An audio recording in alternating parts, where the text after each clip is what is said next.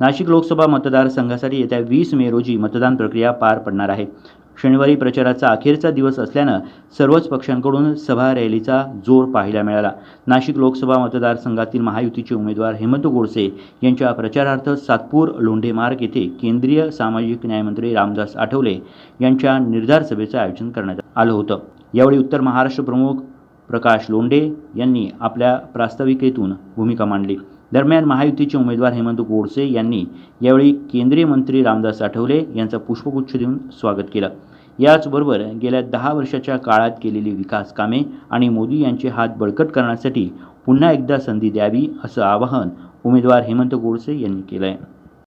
ही 18वी लोकसभेची निवडणूक ही खऱ्या अर्थानं ही नाशिकची निवडणूक ही विकासाच्या मुद्द्यावरती आणि आपल्या भारताच्या भवितव्याच्या दृष्टीने या ठिकाणी अतिशय महत्त्वाची. आपल्या ही निवडणूक खऱ्या अर्थानं आपल्या देशाचं नेतृत्व कोणाकडे द्यायचं त्यासाठी ही निवडणूक आहे असं मला वाटतं. आणि म्हणून गेली 10 वर्षापासून म्हणजे मागचा 65 वर्षाचा कार्यकाळ आघाडीचा आणि त्यानंतर 10 वर्षाचा मोदी साहेबांच्या नेतृत्वाचा याची जर तुलना आपण या ठिकाणी केली तर मला असं वाटतं की या 10 वर्षामध्ये आपल्या देशाने अतिशय गतीने या ठिकाणी प्रगती केली. आपल्या देशाचा सन्मान इतर देशांमध्ये वाढत चाललेला आहे.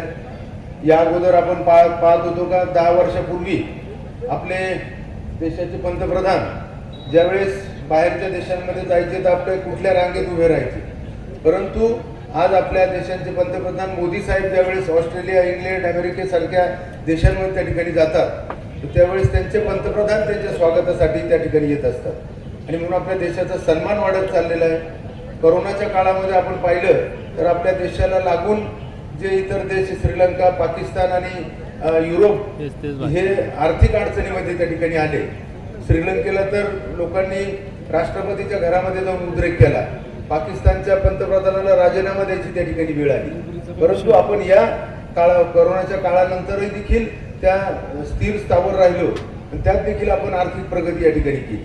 गेली 10 वर्षापूर्वी आपण आपला अर्थसंकल्पाचा बजेट होता 16 कोटी रुपये, 16 लाख कोटी रुपये, आता तो झाला 45 लाख कोटी रुपये. आपली आर्थिक व्यवस्था क्रमांक होता 10व्या स्थानावरती, आज आपण अर्थव्यवस्थेमध्ये 5व्या स्थानावरती आणि येणाऱ्या काळामध्ये आपण मोदी साहेबांना जर संधी दिली तर आपण राहणार आहोत 3ऱ्या क्रमांकावरती. आपल्या देशाला लागून इतर देशांमध्ये युद्ध सुरू आहे परंतु बटन दाबायचं आहे. मला आठवतं माझी ज्या वेळेला विधानसभेची निवडणूक झाली होती त्यावेळेला देखील आपण इथे रामदासजी आठवले यांची सभा इथे घेतलेली होती आणि ही सभा घेतल्यानंतर खरोखर पूर्ण वातावरण इथलं बदललं होतं. कारण मोठ्या प्रमाणात इथे वसाहत आपली इथे आहे आणि त्यामुळे खूप मोठं चांगला इथे मताधिक्य आपल्या सगळ्यांच्या सहकार्यामुळे इथे मिळालेलं होतं आणि त्यामुळे मला खात्री आहे की निश्चितच आपल्याला या लोकसभेसाठी हेमंत आप्पांना देखील मोठं मताधिक्य आपल्या सगळ्यांच्या माध्यमातून निश्चित मिळेल. आदरणीय पंतप्रधान नरेंद्रजी मोदी हे 3ऱ्यांदा पंतप्रधान होणार आहेत. त्यांची हॅट्रिक आपल्याला करायची आहे आणि त्यांचे हात बळकट करण्यासाठी आपल्याला पुन्हा एकदा हेमंत आप्पांना मतदान करायचं आहे. आमचा नेता जर सक्षम असेल तर आम्ही कार्यकर्ते सक्षम आहोत. आम्हाला काही अपेक्षा मिळेल, आमदारकी द्या, मंत्रिमंडळात नाव टाका, नका टाकू, काही नाही दिलं तरी चालेल. महाराष्ट्रात आमचं चांगलं नाव घेतात सन्मान, याच्यापेक्षा आम्हाला काही अपेक्षा नाही. काय अपेक्षा आम्हाला दुसरी? शासनाच्या अनेक योजनांचा फायदा आमच्या लोकांना दिला पाहिजे. तुमच्याकडून तर काहीच अपेक्षा नाही आमची. काय अपेक्षा आमच्या लोकांना की तुमच्या बरोबर फोटो काढावं, आम्ही आठवडे झाल्यावर दिसावं. अपेक्षा करणारे तो त्याच्या पुढे तो त्याच्या पळतो.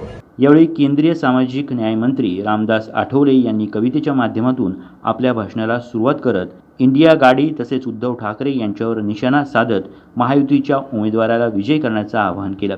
बाबासाहेब आंबेडकरांचं संविधान एवढं मजबूत आहे की त्या संविधानाला कोणी हात लावू शकत नाही. जो कोणी हात लावेल त्याचा हात जळून गेल्याशिवाय राहणार नाही. जो कोणी त्याला हात लावेल तो उद्ध्वस्त झाल्याशिवाय राहणार नाही. जर त्याला हात लावला की त्याचा शॉक लागतो, अशा पद्धतीचा त्याला शॉक लागल्याशिवाय अजिबात राहणार नाही. त्यामुळे संविधान एवढं पॉवरफुल आहे, त्याच्यामध्ये एवढी पॉवर आहे त्या संविधानाला कुणीच हात लावू शकत नाही. पण हे राहुल गांधीजी हे एकदम चवताळलेले आहे आणि उद्धव ठाकरे हे महाचवताळलेले आहे. उद्धव ठाकरे हे रोज शिव्या देतात. काल एकनाथ शिंदेजी म्हणाले की आमची शिवसेना आणि त्यांची जी शिवसेना म्हणजे रोज शिव्या देणं. सकाळी उठल्याबरोबर संजय राऊत यांचा वाडा असतो, सभा असली. उद्धव ठाकरे एकदम तळपलेले आहेत. उद्धवजी, तुम्ही जर आमच्यासोबत राहायला असता तरी वेळ आली नाही तुमच्याकडे. धनुष्यबाण तुमच्या हातातून गेलेला आहे.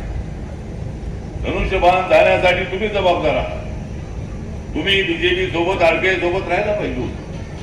बाळासाहेब ठाकरे यांनी केलेली शिवशक्ती भीमशक्तीची जी कमान होती ती आपण सोडली. आपण आरपीआय सोबत राहायला पाहिजे होतं. आपण माझ्यासोबत राहायला पाहिजे होतं. आपण देवेंद्र फडणवीस यांच्यासोबत राहायला पाहिजे होतं. जर तुम्ही आमच्यासोबत राहिला असतात तर शिवसेनेमध्ये फूट होत नव्हती आणि तुम्हाला उभाटा नावाचा पक्ष स्थापन करण्याची आवश्यकता आली नसती. शिवसेना फक्त तो राहिला असता. तुम्ही चूक केलेली आहे. काँग्रेस आणि राष्ट्रवादी सोबत आपण गेलेले आहात. जा, तुम्हाला जिकडे जायचं असेल तिकडे जा. आम्ही मात्र बाबासाहेब आंबेडकर यांच्या विचारात एकनिष्ठ राहू. छत्रपती शिवाजी महाराजांच्या विचारात एकनिष्ठ राहू. बाळासाहेब ठाकरेंनी शिवसेनाला मजबूत करण्याचा प्रयत्न केलेलाच होता. पण शिवशक्ती भीमशक्तीचा जो प्रयोग आहे, का बाळासाहेब ठाकरे मला म्हणाले की रामदासजी तुम्ही आमच्या सोबत आलं पाहिजे.